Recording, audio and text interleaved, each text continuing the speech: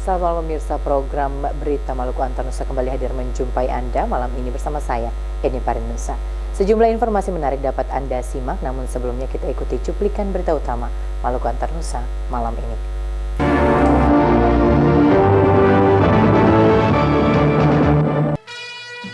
Bentrok antar warga, Kapolda Maluku Utara perintahkan tembak di tempat. Aparat Polres Ambon grebek karaoke di kawasan Wayame. Warga bersihkan rumah pasca banjir di Kota Bula.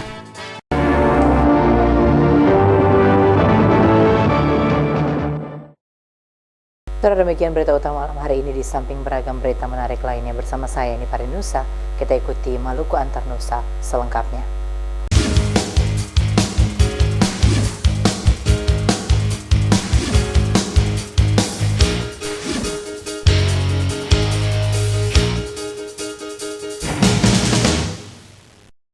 Saudara, warga Kampung Toboko dan Mangga 2 Ternate Selatan terlibat bentrok Sabtu malam lalu. Bentrokan itu sudah terjadi berulang kali dan sangat meresahkan warga. Kapolda Maluku Utara Tugas Dwi Aprianto memerintahkan tembak di tempat jika bentrokan kembali berulang.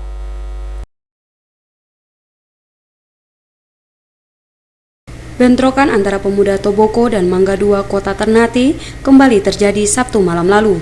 Bentrokan itu telah berulang kali terjadi. Terkait bentrokan tersebut, Kapolda Maluku Utara, Brigjen Polisi Tugas Dwi Aprianto memerintahkan anak buahnya menembak pelaku bentrokan jika terjadi lagi. Terkait bentrokan tersebut, Kapolda Maluku Utara, Brigjen Polisi Tugas Dwi Aprianto memerintahkan anak buahnya menembak pelaku bentrokan jika terjadi lagi.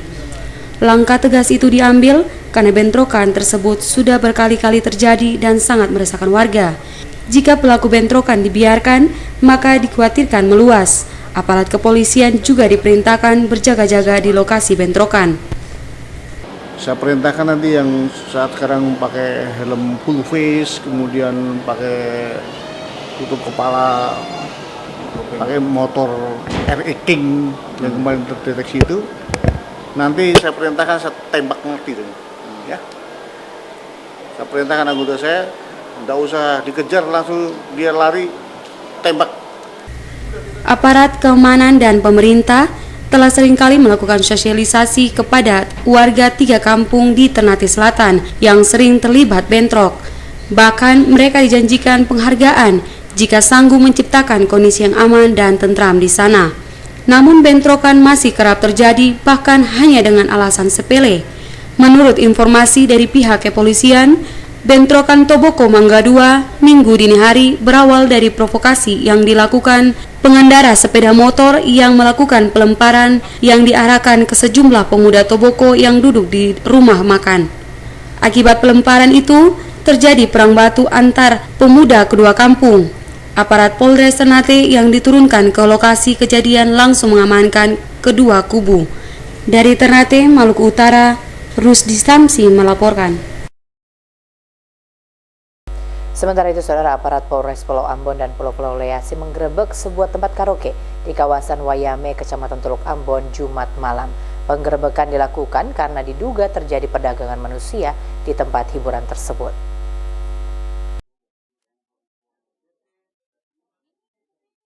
Aparat Satuan Reskrim Polres Ambon menggerebek sebuah tempat hiburan malam yang berlokasi di kawasan Desa Wayame, Kecamatan Teluk Ambon, Kota Ambon, Jumat malam lalu.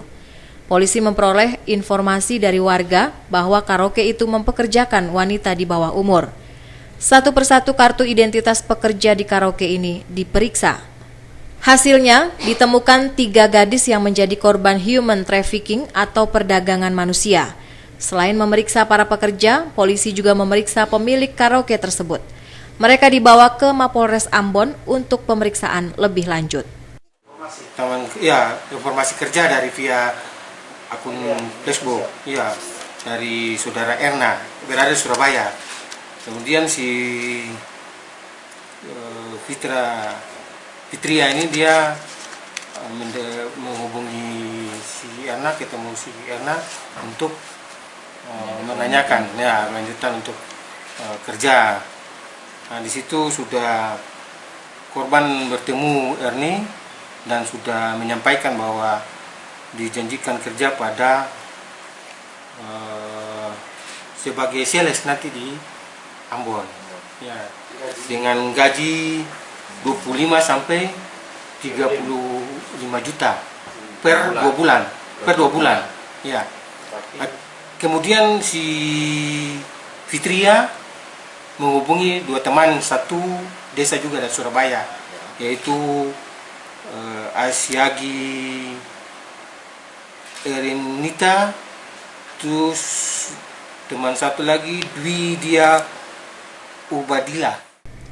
Menurut Paur Humas Polres Ambon, Ibtu Nikolas Anakota, berdasarkan pengakuan ketiga gadis yang diperiksa itu, mereka dijanjikan akan menjadi sales di Ambon dengan gaji mulai 20 juta hingga 30 juta rupiah per bulan. Namun ternyata mereka dipekerjakan sebagai wanita penghibur. Hingga Senin tadi, ketiga gadis ini sementara masih diperiksa di Mapolres Ambon. Rencananya mereka akan dipulangkan ke daerah asal di Surabaya, Jawa Timur.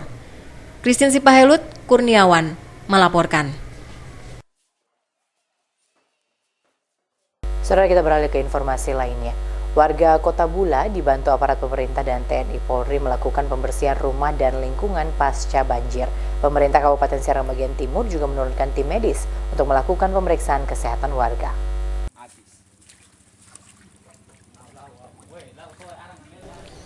Pasca banjir di Kota Bula dan sekitarnya, pemerintah Kabupaten Seram bagian Timur mencanangkan 3 hari Bula Siaga. Bula Siaga itu merupakan program pembersihan lingkungan dan pelayanan kesehatan. Selain rumah-rumah warga, pembersihan lingkungan difokuskan pada sekolah atau jalur air yang mapet akibat sampah masyarakat.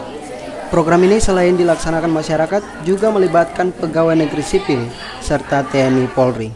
Pemerintah Kabupaten Seram bagian Timur juga menurunkan tim medis untuk memeriksa kesehatan warga, terutama di lokasi yang terkena banjir.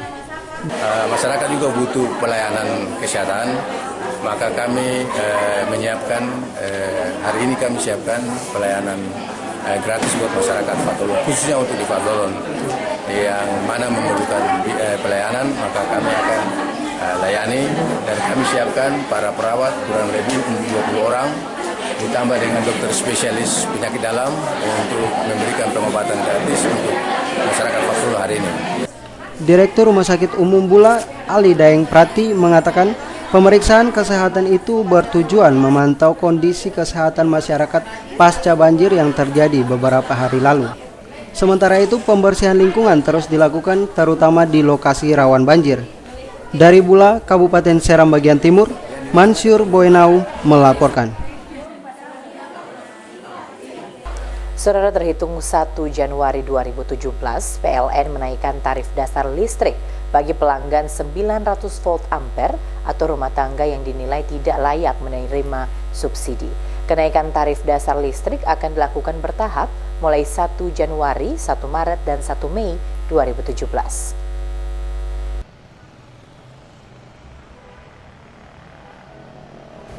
Kenaikan tarif listrik merupakan kebijakan pemerintah untuk memberikan subsidi secara tepat sasaran.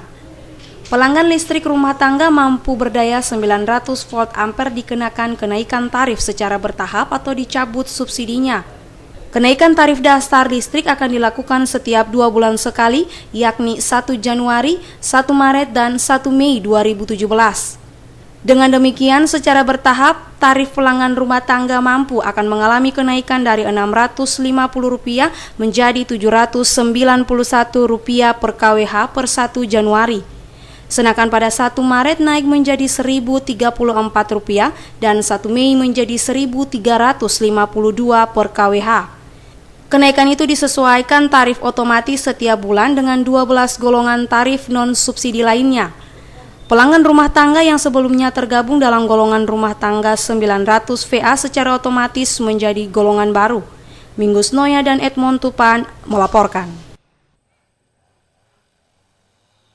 Sementara itu, Saudara, KMP Danau Rana yang baru saja selesai diperbaiki telah berlayar di Kabupaten Buru. Beroperasinya kembali kapal feri tersebut dirasa sangat membantu masyarakat di Kecamatan Kayeli, Kabupaten Buru.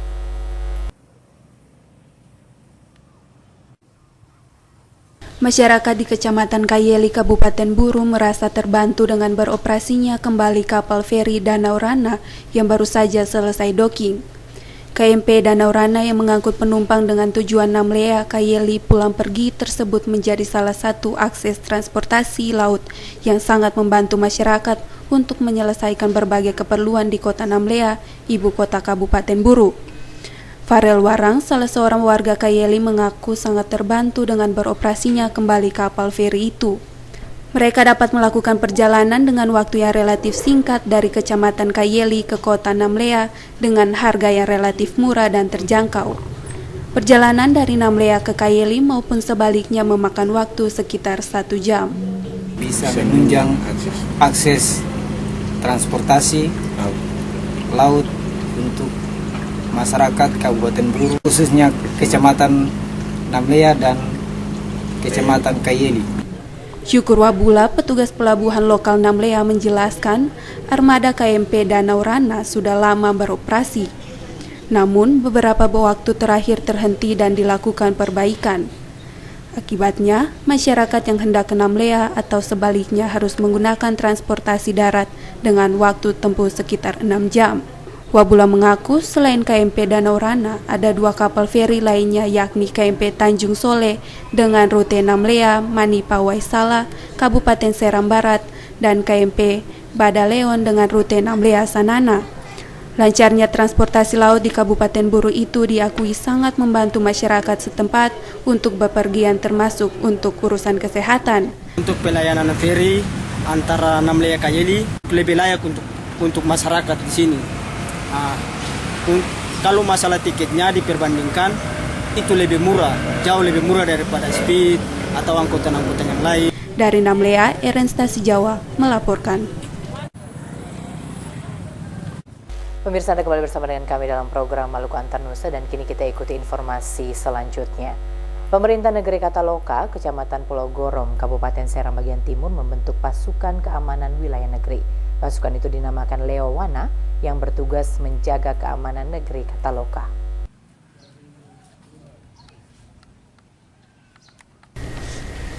Sesuai tradisi setempat, pasukan Lewana terdiri dari 71 personil. Mereka dibagi dalam 3 kelompok. Tugas utama pasukan ini adalah menjaga keamanan raja dan keluarga raja negeri Kataloka. Pasukan Lewana juga bertugas menjaga keamanan di wilayah Kataloka saat adanya kunjungan tamu-tamu terhormat. Tugas penting lainnya adalah menjaga keamanan wilayah laut dan darat Kataloka agar wilayah ini bebas dari praktik pelanggaran yang merusak alam di desa Kataloka. Sebelum bertugas, pasukan Lewana yang terdiri dari warga setempat ini dibekali dengan pelatihan tentang pola pengamanan serta pelatihan fisik oleh aparat kepolisian dan TNI. Pasukan Lewana juga akan dibekali dengan sarana dan prasarana transportasi, terutama bagi yang bertugas menjaga keamanan laut. Keberadaan pasukan Lewana sangat penting guna menjaga kekayaan alam, terutama di lokasi konservasi yang dilindungi diantaranya kekayaan laut berupa ikan dan terumbu karang di Pulau Kon. Pemerintah setempat telah mengeluarkan larangan eksploitasi hasil laut di pulau tersebut. Pasukan Lewana bertugas memastikan bahwa larangan tersebut tidak dilanggar.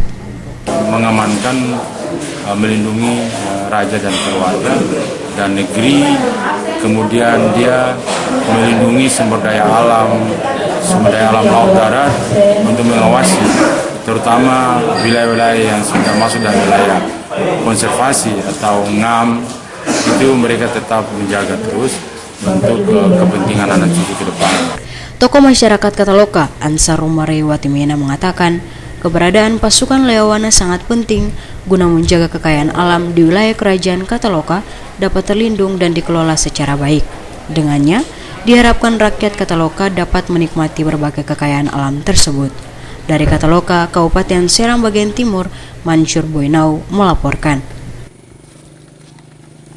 Sementara itu, Saudara Kepala SMP Negeri 2 Ambon Lasiteni mengatakan sekolahnya siap melaksanakan ujian nasional berbasis komputer. Kesiapan itu sesuai dengan persiapan yang dilakukan terhadap siswa kelas ujian yang telah berlangsung sejak 6 bulan terakhir ini.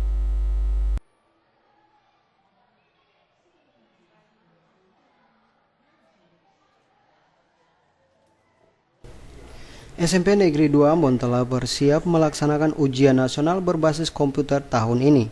Salah satu bentuk kesiapan adalah pengadaan komputer untuk ujian tersebut. Selain itu, siswa kelas ujian juga disiapkan 6 bulan terakhir terutama tentang penggunaan komputer. Hal ini disampaikan Kepala SMP Negeri 2 Ambon Laisiteni Senin siang.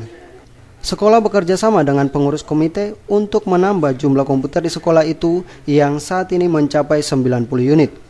Namun diakui, jumlah itu belum mencukupi. Masih dibutuhkan sekitar 50 unit sesuai jumlah siswa peserta ujian nasional. Jika dipercaya menyelenggarakan ujian nasional berbasis komputer tahun ini, Lasiteni mengharapkan bantuan pemerintah untuk pengadaan komputer. Kemarin sekolah kerjasama dengan komite sekolah. Kami sudah mendapat 30 unit. Jadi dari 60 yang disiapkan oleh orang tua lebih awal, sekarang sudah 30 lagi. Jadi ada kurang lebih 90 unit yang ada. Masih kurang lagi kira-kira sekitar 50 sampai 60 unit. Nah, ini mungkin ada perhatian dari pemerintah baik pusat maupun daerah.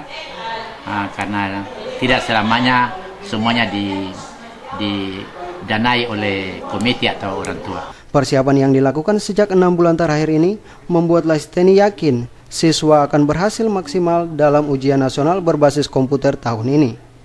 Otniel Kotadini melaporkan.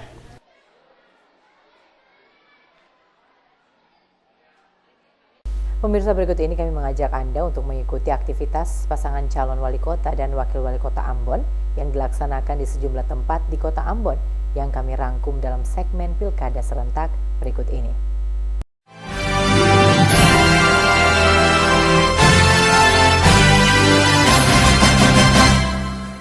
Saudara, warga di Kelurahan Silale, Kecamatan Nusa Niwe menggelar makan patita bersama dengan calon wali kota dan wakil wali kota nomor urut 2, Paulus Kastanya dan Samlatu Konsina, Minggu siang.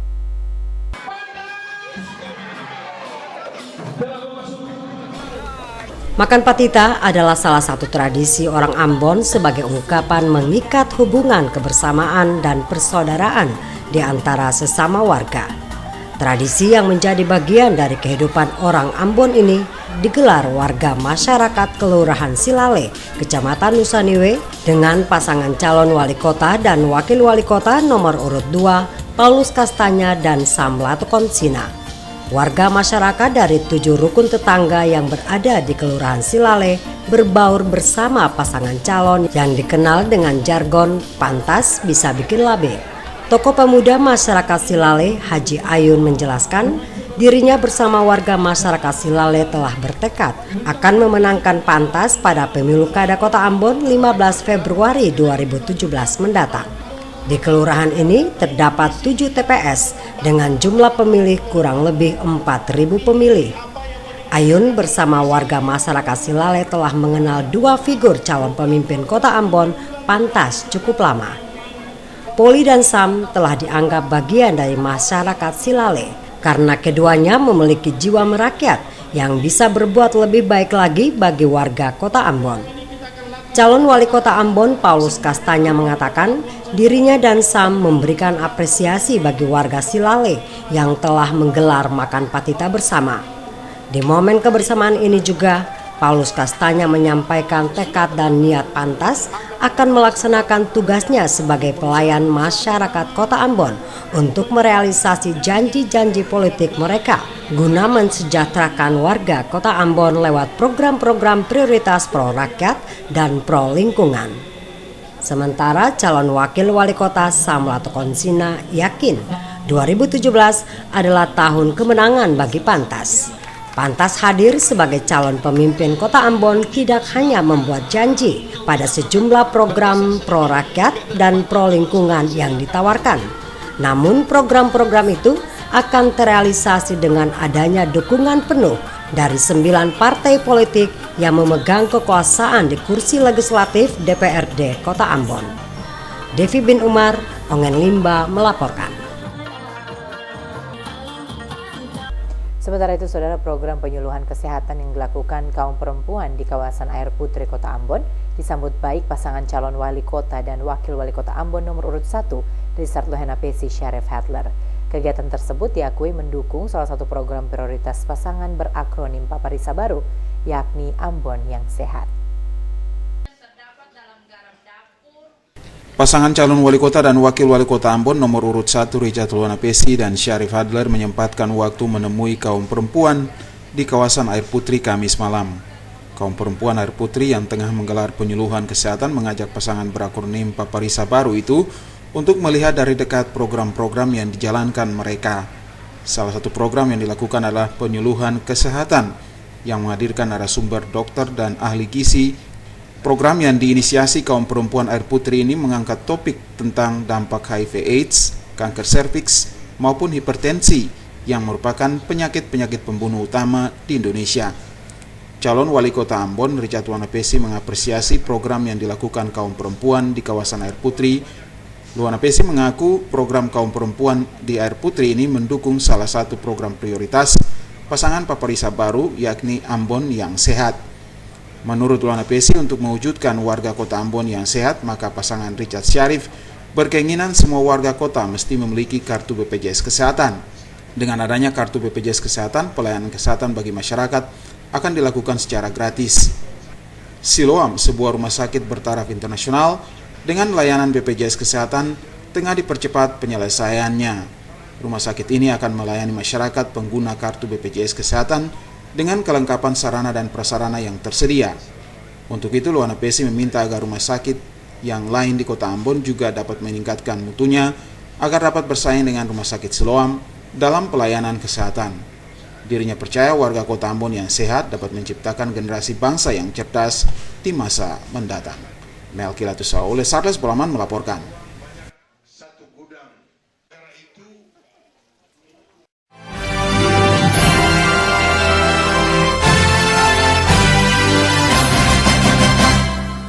Saudara, kita beralih ke informasi lain.